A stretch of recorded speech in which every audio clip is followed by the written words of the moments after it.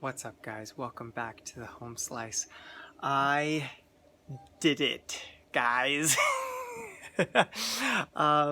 Yeah, last week before I sent off some knives to Pete, I finally achieved a hair whittling edge. And so there's the kind of double satisfaction of checking it off of my bucket list and my 2021 sort of dreams list, and being able to send off a knife that was sharpened to that level to Pete for testing. So that's really exciting. Let me just preface this video by saying I want to share everything that I learned, but most of what I learned was ways to ruin a hair whittling edge, because I spent a lot more time ruining hair whittling edges than I did achieving them. So just to be clear about the purpose of this video, I don't claim or believe myself to be an expert in creating hair whittling knife apexes. It's something that I've done now. It's something that I hope to grow in. And my goal, I've seen a lot of guys who give troubleshooting videos where it's like they're sort of marketing to the people who are already expert sharpeners. And my goal with this video is to do something different, to do something that's not ordinarily done. And what I mean is, I don't consider myself to be like the world's greatest sharpener. Rather, the purpose of this video is to take the guys who are at the sort of medium level of sharpening skill and experience, or medium high, who have yet to break through to that realm of sort of whittling hair and doing the crazy stuff, but who are not sure what they might be doing wrong, and to really equip you guys, to equip the average sharpener, to be able to grow to a place where he's like, oh, I can really see and tangibly see and enjoy how my sharpening skill has increased. So that's what I hope to accomplish. I'll go through a list really quick of things that I found helpful. If you have other questions, you can throw them in the comments and I'll try to get to those if I know them, or research and try stuff if I don't know them. First of all, I had a question: does it matter how fine you go? Does it matter if you go down to 6,000 grit? Does it matter if you go down to 1 micron or 0.5 micron or whatever? And I found that it sort of does matter. I've had a bit of an easier time when I get down below 1 micron in the size of my abrasives.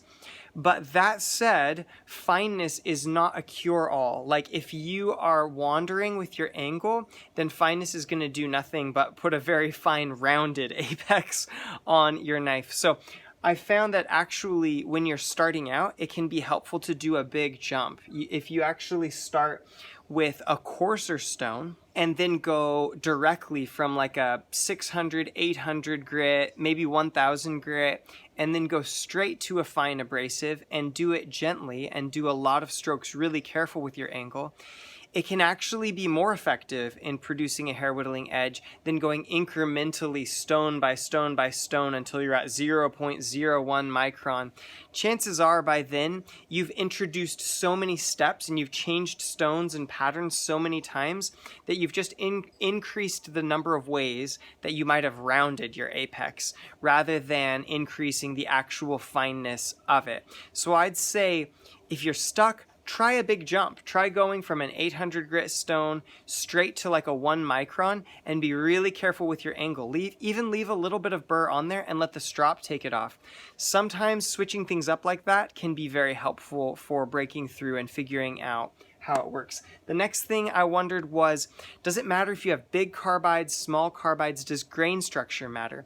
And what I found is that it helps. It helps to have a fine grain structure. I got a D2 edge to do tree topping, but this edge, which I'll show right now, is the first real edge that I got hair whittling, and it's CPM 4V. So obviously a lot smaller carbides than those that are in the D2.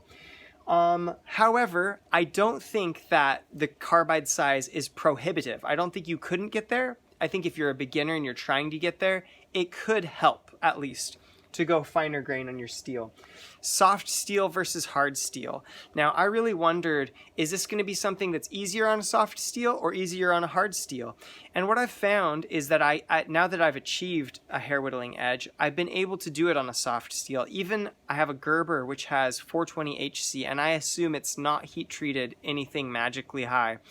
But both blades, I achieved a hair whittling edge. I do find that the hard edge sort of gives you more wiggle room in that when you're forming your apex, you have a little bit more time or a little bit more wiggle room with removing the burr, where if you get the wrong angle on a soft steel, the hair whittling edge will be gone like that. So I personally think that a pretty high Rockwell hardness blade can be somewhat helpful when you're just trying to get there and accomplish it, so that then you can micro-analyze what other parts of your technique need work.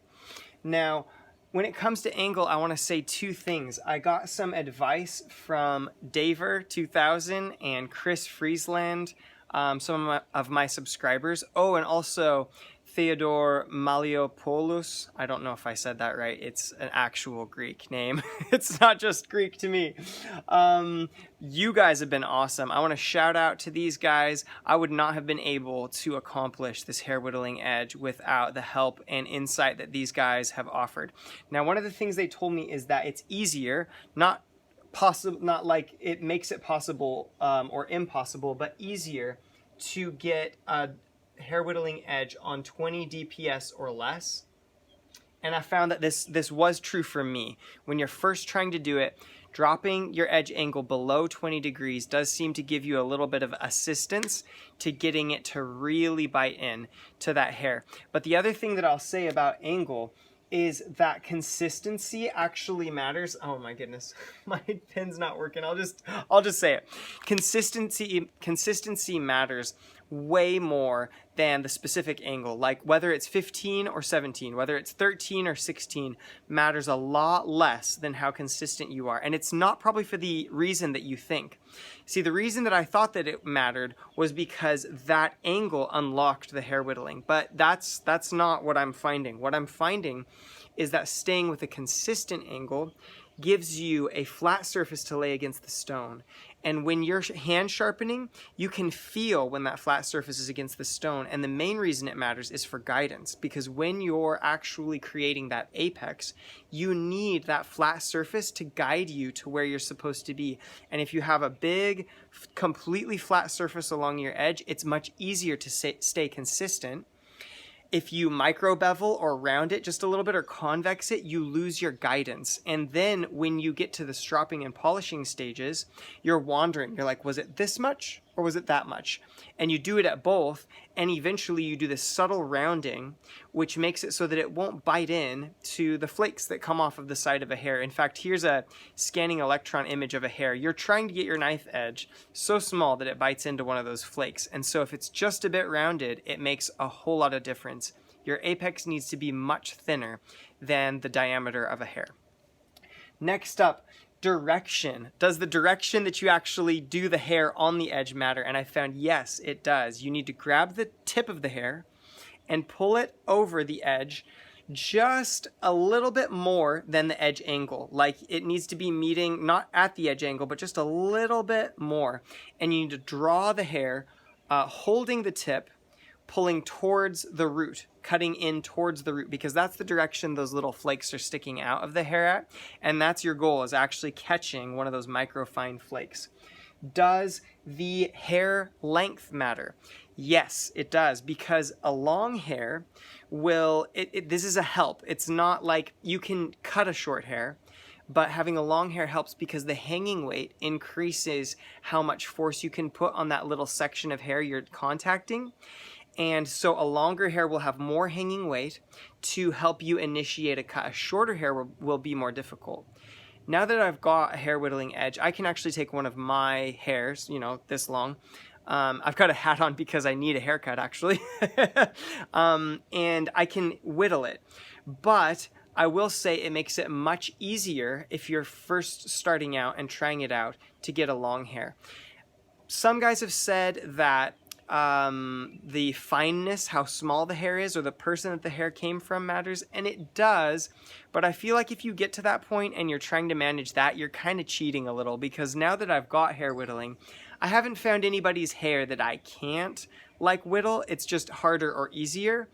That's been my experience. Before I achieved this fineness of apex, I couldn't whittle anybody's hair, and now I can whittle anybody's hair. And so I think there are differences in ease, but I don't think there should be a big difference in ability unless somebody has really special hair that I've not tested out, which is possible.